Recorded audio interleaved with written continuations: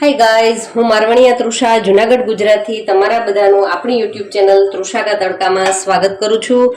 મિત્રો, આજે આપણે ભરેલા રીંગણાનું શાક બનાવવાનું છે.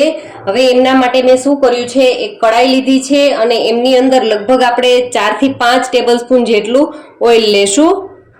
આમની અંદર આપણે શું કરવાનું છે કે ઓઇલ ગરમ થાય ત્યારબાદ આપણે એમની અંદર જે શાકભાજી લીધા છે એમની અંદર મેં રીંગણા લીધા છે. આ રીંગણાને 8 થી 10 નંગ રીંગણા લીધા છે, એમને આ રીતે કાપા પાડી અને લેવાના છે.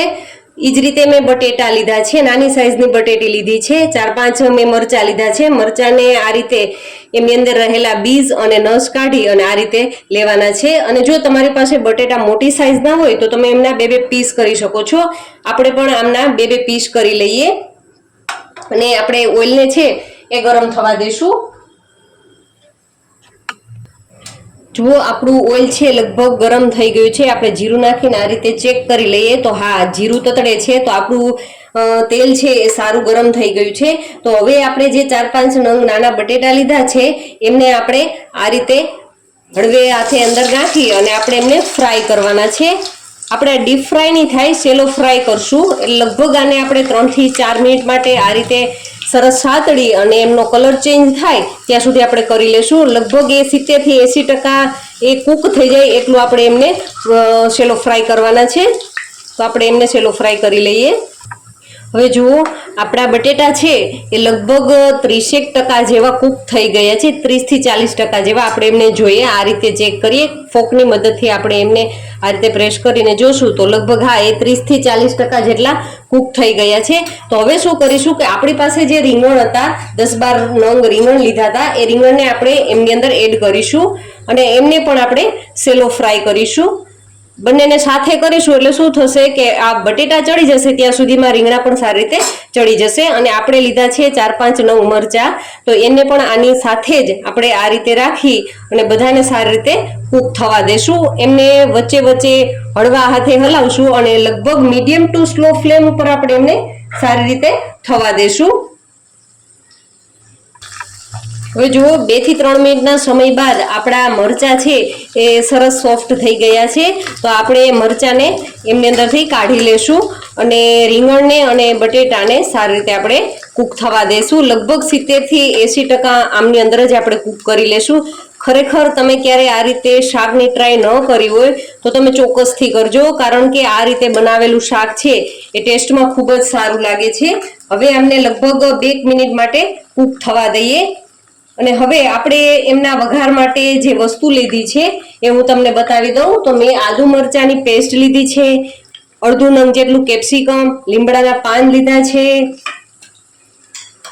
3 નંગ ટમેટાની પ્યુરી લીધી છે, એ જ રીતે 3 નંગ જેટલી ડુંગળીની પ્યુરી કરીને લીધી છે. અને આપણે ચેવડો હોય છે એનો 1 ટેબલ સ્પૂન જેટલો એમનો ભૂકો, 1.5 ચમચી જેટલો ચણાનો શેકેલો લોટ લીધો છે. ત્યારબાદ રૂટીન મસાલા જે હોય છે એ રૂટીન મસાલા લીધા છે. હવે આમને આપણે સારી રીતે 2 મિનિટ માટે કૂક થવા દઈએ. હવે જુઓ, આપણા રીંગણ અને બટેટા છે એ પણ સારી રીતે કૂક થઈ ગયા હોય એવું લાગે છે. તો આપણે એમને ચેક કરી લઈએ. રીંગણ તો આમ તો સોફ્ટ થઈ જ ગયું હોય છે, ખાસ તો આપણે બટેટાને ટેસ્ટ કરવાનું છે. તો આપણે પ્રેસ કરીએ છીએ તો આરામથી એમની અંદર આપણી ફોક છે એ જાય છે. એમનો મતલબ એવો છે કે એ સારી રીતે કૂક થઈ ગયા છે. તો હવે ગેસની ફ્લેમ બંધ કરી દઈએ અને હવે આપણે મસાલાની તૈયારી કરી લઈએ.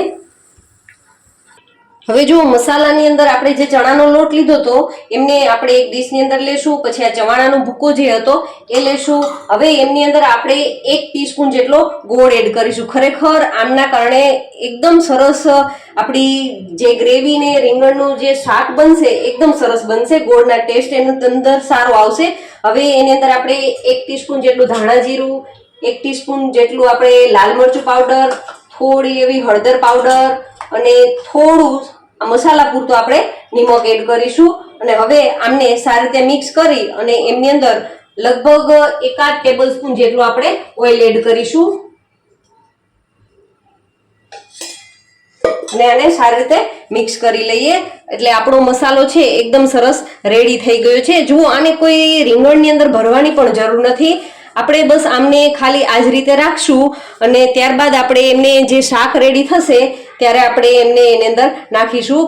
છતાં પણ તમને લાગશે કે ખરેખર આ ભરેલ રીંગણાનું શાક છે એ ખૂબ જ સરસ લાગશે. તો આપણે આને સારી રીતે મિક્સ કરી લઈએ અને હવે આપણે તેલ ગરમ થવા માટે આપણું રાખી દઈએ. હવે જુઓ કડાઈની અંદર લગભગ આપણે જે ઓઇલ લીધું હતું એમાં 1 ટેબલ સ્પૂન જેટલું વધારે ઓઇલ એડ કરી અને એને આપણે સારી રીતે ગરમ કરીશું. આપણે ચેક કરી લઈએ.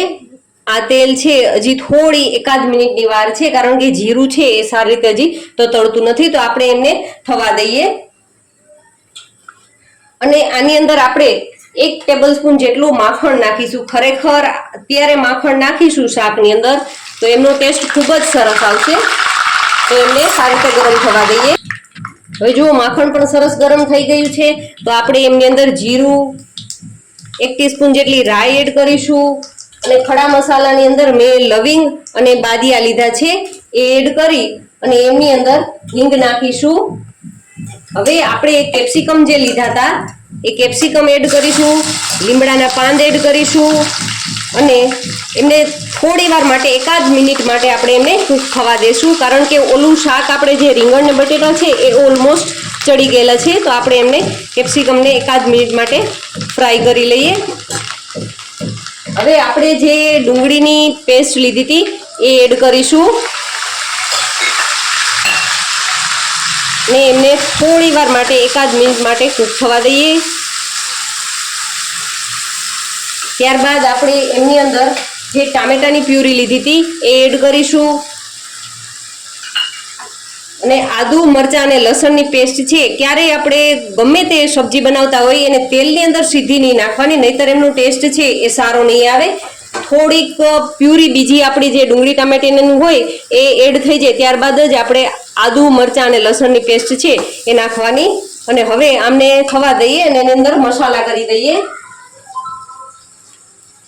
તો એમની અંદર આપણે